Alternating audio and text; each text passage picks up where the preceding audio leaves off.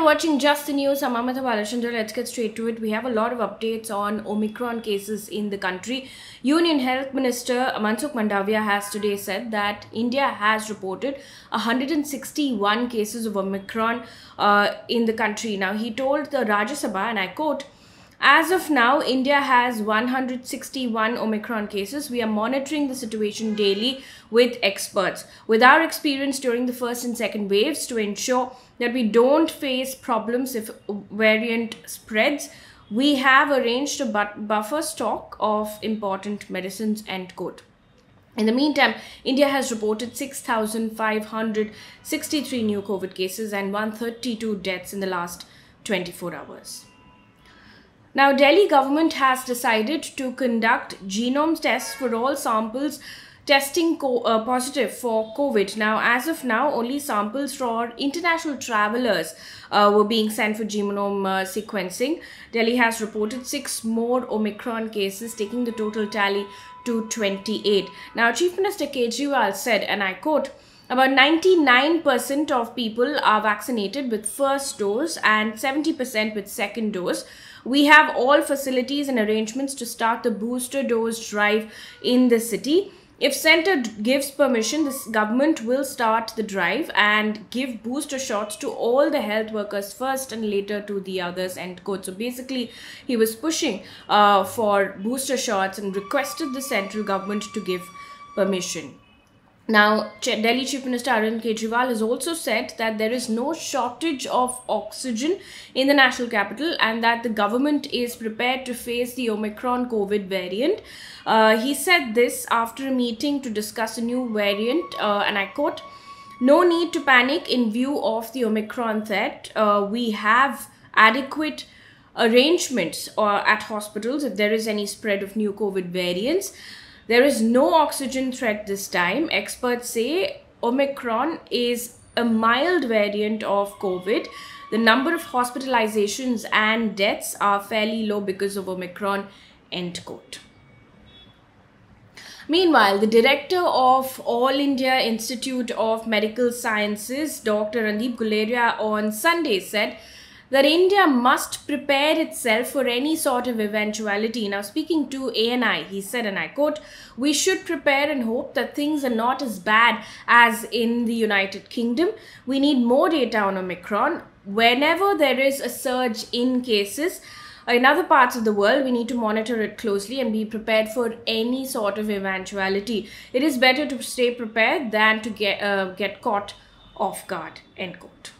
In the meantime, the World Economic Forum will defer its annual meeting in Switzerland's Davos because of continuing uncertainty over the spread of Omicron cases across the globe. Now, the summit, an annual meeting of high-profile, economically powerful nations and corporate leaders, was scheduled to take place between the 7th of January and 21st of January. It's now planned for early summer.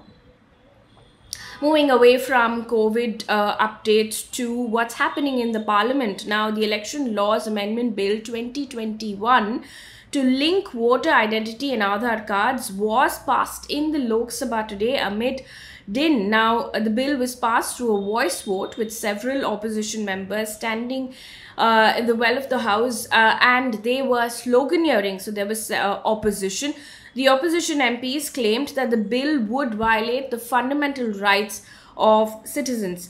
In the meantime, Union Law Minister Kiran Rijiju has said that the amendment was only meant to stop bogus and fraudulent voting. Now, according to the Statement of Objects and Reasons of the bill, it provides for amendment of Section 23 of the RP Act 1950, enabling for the linking of electoral roll data with the Aadhaar ecosystem to curb the menace of multiple enrollment of the same person in different places. Moving on to news from Punjab now, the National Commission of Minorities has taken suo motu cognizance of alleged sacrilege cases in Punjab. It asked the state's chief secretary to submit a report on the incident by the 26th of December. Now, to give you a bit of a background, on the 18th of December, a man was killed in an altercation with devotees at the Golden Temple in Amritsar. The next day, another man was beaten to death in Nizampur village of Kapurthala district. Now, the police, however, meanwhile, has said that there is no visible sign, and I'm quoting them, visible sign of sacrilege in this case. Now, the two incidents happened in a span of 24 hours. Punjab Chief Minister Charanjit Singh Channi on Sunday, in the meantime, visited the temple premises to take stock of the situation. Deputy Chief Minister has said that the SIT will submit its report in the next 2 days. Also in the news now, the Kerala police today has arrested 2 RSS workers in connection with the murder of Social Democratic Party of India State Secretary K.S. Shan in Alapura on Saturday night. Now, this comes after BJP leader Ranjit Srinivasan and State Secretary of the Social Democratic Party of India K.S. Shan were killed in the state. Now, both the leaders were killed within a span of 24 hours. The SDPI has now alleged the involvement of RSS behind this murder. However, RSS leaders have refuted these charges. Now, State Police Chief Anil Kant has directed the police to strengthen the vigil across the state for the next 3 days. Vehicles will also be checked. Additionally, processions and the use of loudspeakers will be restricted for the next 3 days. Chief Minister Pinarayi Vijayan has now assured strict police action. Section 144 has also been imposed in the Alapura district of Kerala. Also in the news, senior Indian diplomat Pradeep Kumar Rawat has now been appointed as India's next ambassador to China. Mr. Rawat will succeed Vikram Misri. Now, an Indian Foreign Service officer of the 1990 batch, Rawat is currently the country's envoy to the Netherlands. Let's now take a look at what's making news in the world of business. The Indian equity benchmarks ended at a 4-month closing low amid Omicron scare. Now, the Sensex fell as much as 1,879 points, its biggest single-day fall since February 26, and Nifty tumbled below its important psychological level of 16,450 to hit an intraday low of 16,410. Now, at closing, the Sensex fell 1,190 points or 2.09% to close at 55,822. Now, among Nifty stocks, 47 out of the 50 stocks were in red today. Only 3 were in green. Markets fell across the globe as surging Omicron COVID cases triggered tighter curbs in Europe and threatened to swamp the global economy into the new year. Let's also take a look at what's making news across the world right now. According to AFP, Typhoon Rai has ravaged the southern and central regions of the Philippines, and the death toll has now risen to 208. More than 3 lakh people have fled their homes. Thousands of military, police, coast guard and fire personnel are being deployed for rescue operations. Now, the president has promised 2 billion pesos in new aid. Also in the news, Malaysia's rescue operation.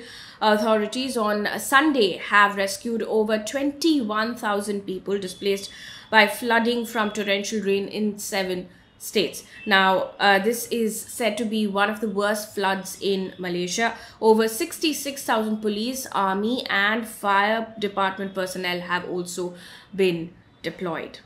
Moving on to sports news right now, shuttler and former world #1 Kidambi Srikanth has become the first Indian man to win a silver medal at the BWF World Championships. Now, Kidambi Srikanth lost to his Singapore contender in the men's singles final at Spain.